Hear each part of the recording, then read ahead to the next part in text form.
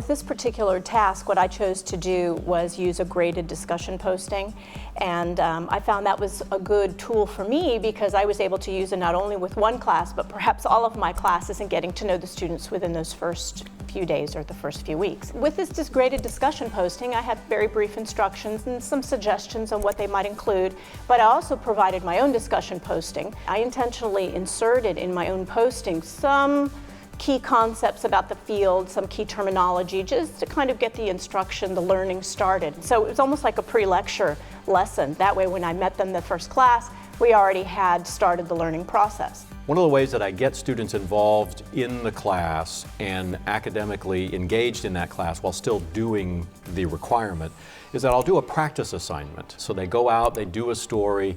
We know it's not going to be great, but they go through the process. They get an introduction to what the rest of the semester is going to be like, and they go through the process of uploading the assignment to Webcourses. And I try to do that in that first week or two so that they feel like they're doing something that matters, but it's not just something they have to do just because they have to do it. I've implemented a mini quiz at the start of each of my class sessions, and that I tell the students that this records their attendance for the class session so they know that they get participation for it, and it's 2 or 3 brief questions that relate directly back to the information in the module. So this way I know, and they know, that I know that they've spent time in the module and looked at the material. And what I've found is maybe in the first 2 or 3 class meetings, we still have not great grades on those quizzes.